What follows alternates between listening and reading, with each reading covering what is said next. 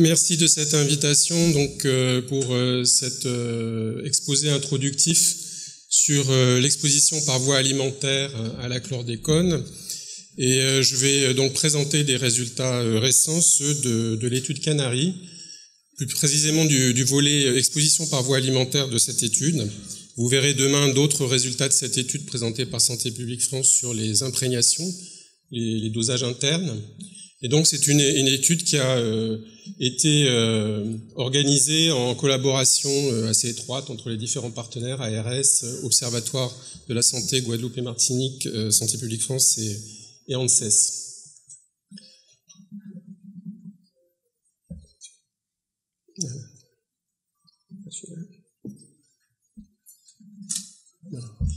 Donc la présentation est structurée en 4 parties. Donc d'abord quelques mots sur le contexte et les objectifs, quelques mots quand même sur la méthodologie et la définition de qu'est-ce qu'on entend par exposition, et puis des résultats sur les concentrations dans les aliments, sur les facteurs qui expliquent l'exposition par voie alimentaire, c'est-à-dire les habitudes alimentaires.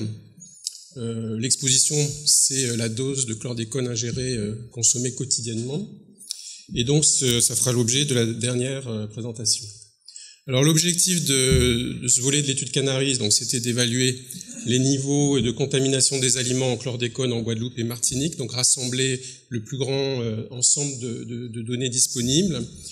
Puis, dans un second temps, de caractériser les habitudes alimentaires et les modes d'approvisionnement des populations martiniquaises et guadeloupéennes, pour enfin, grâce à ces deux types d'informations, contamination d'un côté, habitudes alimentaires de l'autre, estimer des expositions par voie alimentaire et donc évaluer le risque d'exposition excessive par voie alimentaire. Donc ce travail n'est pas isolé, hein, il se situe dans une perspective longue puisque dès le début des années 2000, il y a eu des études de consommation alimentaire Escale et Calbas qui avaient été menées par Santé publique France, et on avait pu faire des premières estimation de l'exposition par voie alimentaire, notamment via des enquêtes sur la contamination des aliments, les enquêtes réseau qui avaient été menées en Guadeloupe et en Martinique. Donc il y a eu deux évaluations de l'exposition déjà, une en 2005, un peu en urgence, avec toutes les données qui existaient à l'époque, mais il n'y en avait pas beaucoup. Puis une actualisation en 2007 qui avait été plus complète, puisqu'on avait des données représentatives de contamination des enquêtes réseau. Un avis qui constatait qu'il y avait des expositions qui étaient encore excessives dans une partie de la population et donc qui recommandait de réduire les expositions. Et donc aujourd'hui, donc une nouvelle actualisation des expositions par l'étude Canary. Alors cette étude se base sur un grand nombre de données. Bon, pour estimer des consommations, il faut savoir à quelle fréquence les aliments sont consommés. Il faut savoir quelles sont les tailles de portions. À partir de ces deux informations, on obtient des quantités consommées en grammes par jour. Puis par des questionnaires d'approvisionnement, c'est ça la grosse originalité de cette étude, d'estimer la proportion des circuits d'approvisionnement, que ce soit les grandes surfaces, que ce soit les petits commerces, les marchés, et tout ce qui est plus informel, les productions par les consommateurs, ce qu'on appelle l'autoconsommation, le don, qui a un rôle social très important aux Antilles. Et donc, cette nouvelle donnée permet de calculer, donc, cette fois-ci, des consommations, non pas en moyenne, mais pour chaque circuit, zone géographique de consommation. Ensuite, dans une dernière étape, donc on rassemble des données de contamination. Alors ces données sont divisées par île, par circuit de consommation, par mode d'approvisionnement, par zone. Donc on a distingué des zones contaminées et des zones non contaminées. On a à peu près 2/3 de zones non contaminées, 1/3 de zones contaminées par la définition qu'on a prise. Et par denrée. Et ensuite, donc on multiplie ces données de contamination par les données de consommation et de mode d'approvisionnement, pour obtenir une exposition qui est exprimée en kilos de poids corporel et par jour. Donc l'exposition, c'est différent de la contamination des aliments. Les contaminations des aliments, tout à l'heure, on en parlera par rapport à la question des plans de surveillance plat de contrôle, c'est différent de l'exposition. L'exposition, c'est au niveau de l'individu, c'est la dose ingérée quotidiennement rapportée au poids corporel. Donc, ce qui fait d'ailleurs que pour toutes les substances chimiques, les enfants sont en général plus exposés que les adultes, puisqu'ils ont des poids corporels plus faibles par rapport au bol alimentaire. Alors, les données de contamination qu'on a utilisées, on a en fait essayé de rassembler toutes les données qui existaient, donc les plans de surveillance, plans de contrôle des administrations sur la période 2009-2015, et puis les études, les travaux de la recherche, notamment de l'IFREMER, de l'Université Antilles, et puis on a complété par des données ANSES, ce qui nous a permis d'avoir au total plus de 10 000 données de contamination des aliments, donc c'est vraiment une étude de très grosse ampleur, la plus grosse au niveau national en fait, tout type de substances chimiques confondues. Et plus de 3000 de données pour l'eau, avec des données sur les denrées végétales, sur les denrées animales terrestres, donc plusieurs milliers à chaque fois, sur les produits de la pêche et sur les eaux de consommation, avec pour, quand c'était possible, une distinction par île, par zone de contamination et par circuit d'approvisionnement. Donc, quels sont les résultats de cette première étape, donc les contaminations des aliments? Alors, je ne vais pas tout détailler les 10 000 données, évidemment, mais en résumé, ce qu'on observe, et ça, c'est des éléments assez nouveaux par rapport aux études antérieures.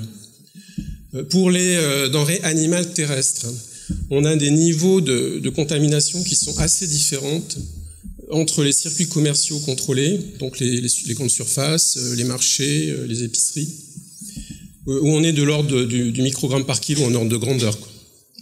C'est vrai pour les œufs, c'est vrai pour les viandes, c'est vrai pour les volailles. En revanche, en autoproduction en zone contaminée, on est à des niveaux vraiment d'une autre échelle. Même si des fois on n'a pas beaucoup de données où il y a une grosse variabilité, par exemple sur les œufs, on est une moyenne à 1000, mais on a une médiane à 30. Pourquoi? Parce que finalement sur une trentaine d'œufs, on en aura à peu près 20% qui vont être à 1 mg, 5 mg, 10 mg. Donc vraiment à des niveaux très élevés. Pour les viandeurs volailles ou les volailles, on a aussi cette grosse différence avec des niveaux de contamination en autoproduction en zone contaminée beaucoup plus élevés qu'en circuits commerciaux contrôlés. Pour les produits végétaux, en revanche, on a moins cet écart entre les légumes racines qui soient en circuits commerciaux ou en zone d'autoproduction, en zone contaminée. Finalement, on est à peu près dans le même ordre de grandeur, et ça, c'est un élément nouveau. Et je pense qu'on peut l'attribuer en fait en grande partie à l'efficacité de la mobilisation qu'il y a eu, au fait qu'il y a eu beaucoup de communication sur les légumes racines, et il y a eu des grands programmes, en fait, les programmes jardins familiaux qui ont été mis en œuvre et qui ont permis, dans beaucoup de cas, de maîtriser la contamination des légumes racines. Même si ces programmes n'ont pas peut-être eu le niveau de diffusion qu'on pourrait souhaiter aujourd'hui, puisque tous les jardins familiaux n'ont pas bénéficié de ces programmes. Ce qu'on voit aussi sur les produits de la mer, c'est la situation est un petit peu différente. Sur les produits marins, on a une très grande diversité par espèce pour les poissons et par zone. Donc là, je ne vais pas détailler tous ces éléments-là. Mais on le voit au niveau des modes d'approvisionnement dans les magasins et les grands marchés, donc le marché de Pointe-à-Pitre, le marché de Fort-de-France ou le marché de Basse-Terre, on est à des niveaux de l'ordre du microgramme kilo. En revanche, on est plutôt dans les 10 microgrammes kilo dans les modes d'approvisionnement bord de route et petits marchés. Donc là aussi, il y a un écart, mais qui est quand même un peu moins important que ce qu'on a vu sur les denrées animales terrestres. Sur les crustacés marins, on est dans des zones plutôt de 30 à 100 microgrammes par kilo sur les deux types de voies d'approvisionnement. Et puis sur les poissons d'eau douce et crustacés d'eau douce, alors surtout les crustacés d'eau douce, parce que les poissons d'eau douce en fait sont très peu consommés, on va le voir. Mais les crustacés d'eau douce qui sont aussi rarement consommés ont également des niveaux de contamination très différents selon les modes d'approvisionnement. Alors les habitudes de consommation en Guadeloupe et en Martinique sont vraiment c'est très frappant, sont marquées par une consommation très élevée de fruits et légumes, une consommation moins élevée mais quand même assez importante de produits de la mer. On est plutôt dans des fréquences de consommation de poissons et produits de la mer à 2-3 fois par semaine, alors qu'en métropole, on est à 1 fois par semaine. Donc on est vraiment à des niveaux de consommation élevés. Donc on est un peu sur un régime qu'on appelle méditerranéen finalement. On a, d'un point de vue nutritionnel, on est vraiment sur un régime alimentaire qui a des bienfaits très clairs au niveau nutritionnel. En Martinique, on a quelque chose d'assez comparable. Donc, pour les modes d'approvisionnement, on a des approvisionnements qui sont en revanche un peu différents, puisque en Guadeloupe, on a beaucoup de dons et d'autoproduction, bon, même si on a aussi évidemment des grandes et moyennes surfaces et des approvisionnements par des circuits marchés, épiceries, alors qu'en Martinique, on a comme circuit majoritaire les grandes moyennes surfaces, mais aussi on a beaucoup de dons et d'autoproduction. C'est la première fois, je crois, qu'on fait une étude où on met en évidence ce rôle du don et des échanges d'aliments qui ont un rôle social au-delà du rôle alimentaire. Ces habitudes d'approvisionnement alors sont très variables en fait en fonction des denrées et en fonction des îles. Donc ça demande vraiment un examen assez fin. Par exemple, ici en Guadeloupe, on a majoritairement des denrées autoproduites ou pêchées en pêche amateur pour les coquillages, les crustacés, les fruits, les féculents. Et puis on a des achats en bord de route, surtout sur les poissons.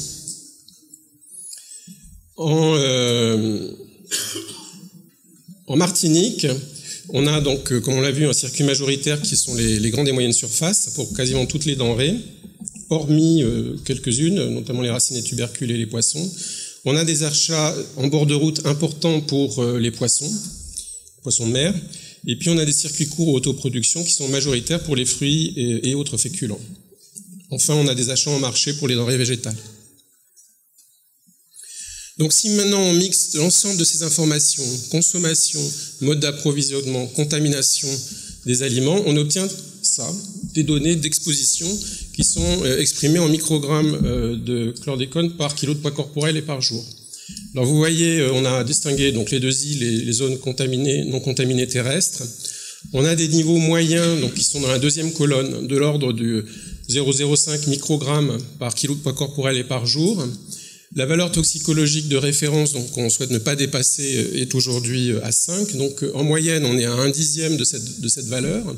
Mais ce qu'on observe, c'est une très grande variabilité entre les individus, puisque vous voyez que le P95 au 95e percentile, c'est-à-dire le niveau d'exposition atteint par les 5% des consommateurs les plus exposés, est plus de 3 fois supérieur, voire parfois même plutôt 4 fois supérieur à la moyenne, et donc on a en limite de significativité quelques personnes qui dépassent la valeur toxicologique de référence. Alors il y a deux estimations basses et élevées selon la façon de traiter les valeurs qui sont en dessous des limites de détection et de quantification, mais vous voyez qu'il n'y a pas trop quand même de différence entre les deux hypothèses. Voilà ces hypothèses. Chez les enfants, on a des niveaux d'exposition en moyenne qui sont à peu près équivalents. On a un peu plus d'incertitude parce que les effectifs, comme vous voyez dans la première colonne, sont plus faibles. Donc du coup, on a des intervalles de confiance assez larges. Et ce qui fait qu'on ne peut pas exclure qu'il y ait quand même en Guadeloupe, en zone contaminée, une proportion non négligeable d'enfants qui dépassent la valeur toxicologique de référence, puisqu'on arrive à 18%, entre 4 et 33%. Donc vous voyez que l'intervalle de confiance est quand même assez large. Alors, on l'a vu, donc il y a différents circuits d'approvisionnement qui contribuent à cette exposition. Quelles sont ces contributions ? Eh bien, en Guadeloupe comme en Martinique, on s'aperçoit que globalement, c'est le don, l'autoproduction et les bords de route qui font en gros de 60 à 70% de l'exposition en moyenne. Chez les plus exposés, on est bien plus élevé puisque on est plutôt dans les 80-95% de l'exposition qui viennent de ces circuits qui échappent finalement assez souvent, bon, à part les bords de route qui sont soumis à la réglementation, mais les dons d'autoproduction ne sont pas soumis à la réglementation et ne sont pas soumis au contrôle.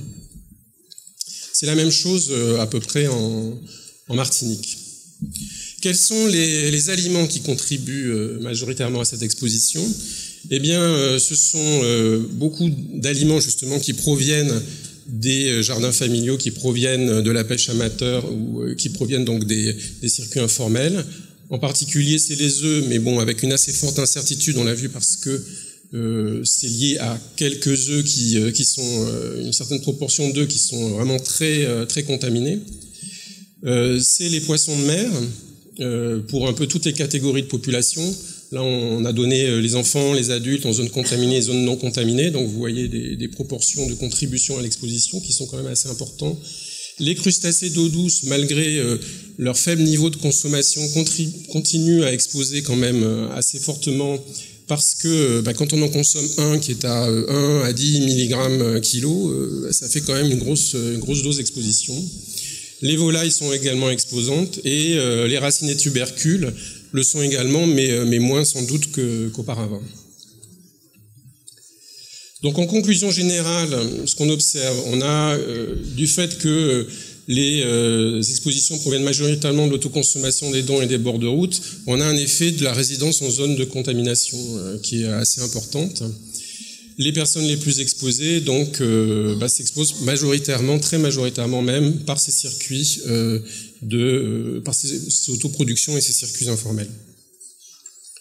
Sur les aliments contributeurs, donc on a beaucoup de contributions qui proviennent principalement, en fait, alors ça dépend des catégories de population, mais qui proviennent beaucoup des volailles, des œufs, des poissons, des crustacés d'eau douce.